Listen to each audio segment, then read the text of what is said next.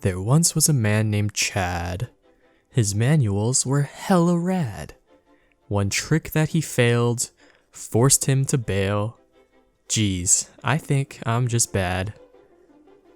Hey guys, James here with another game review, this time talking about the new Tony Hawk Pro Skater 1 and 2 Remastered.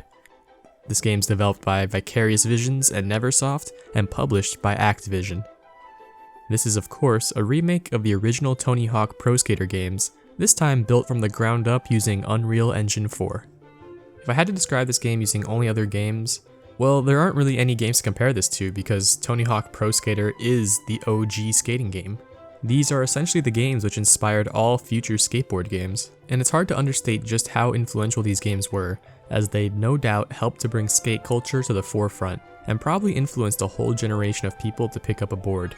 Overall, the game is pretty awesome and definitely worth your time, but whether or not it's worth the money may vary from person to person. Finally, before I begin the review, I feel the need to say that I only played the first two Tony Hawks at friends' houses, and the only Tony Hawk game I personally owned was Pro Skater 4, which based on my understanding took a different approach to the gameplay versus the original games, so I don't exactly have too much nostalgia for these two games in particular. Now let's start with the basics. The graphics are decent, although I would say they don't necessarily blow me away. To be honest, I think they could have potentially been better.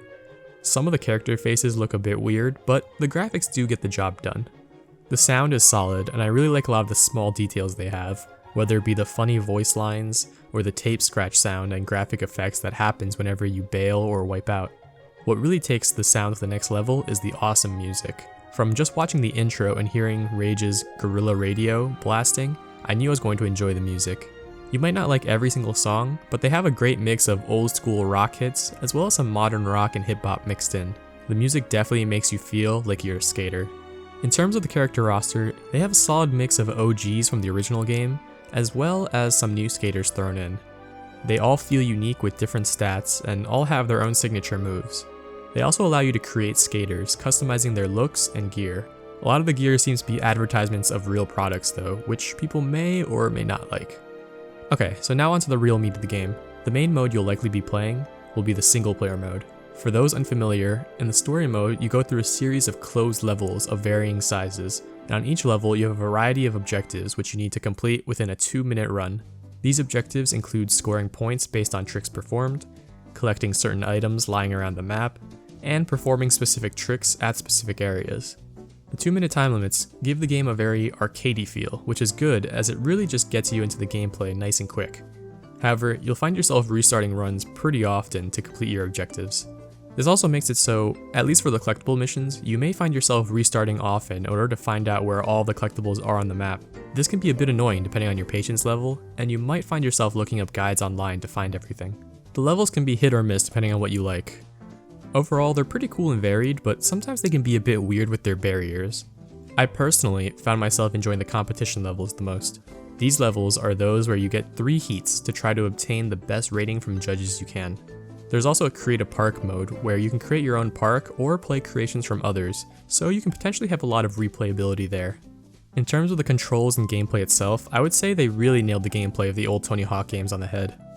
The moves feel smooth, and you really feel like a badass doing all the flips and spins when you're in the air.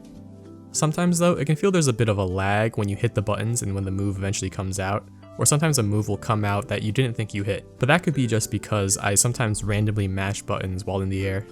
What I really found in playing the game is, this game is really easy to get into, but really hard to actually be good at.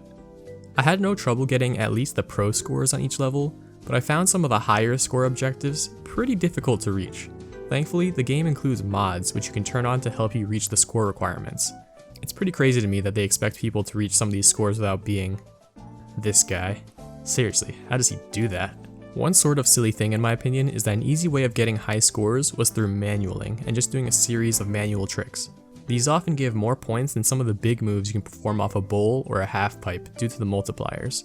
I also found that the physics could be a little bit wonky at times, like when you land from a ramp or sometimes when you bounce off walls or other items on the map, but these are things I've seen other players do in order to reach difficult to reach areas or continue their crazy combos.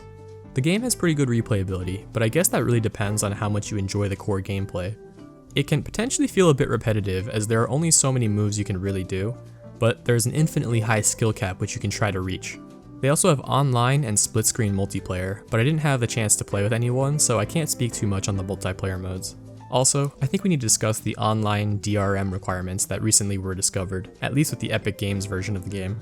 This makes it so that in order to play the game, you need to connect to the game's servers, even if all you want to do is play some single player. This also means you can't play without an internet connection, which is really stupid, and this can be a real deal breaker for some. I hope they remove this requirement because it would suck to lose access to the game if, say, the servers were to go down.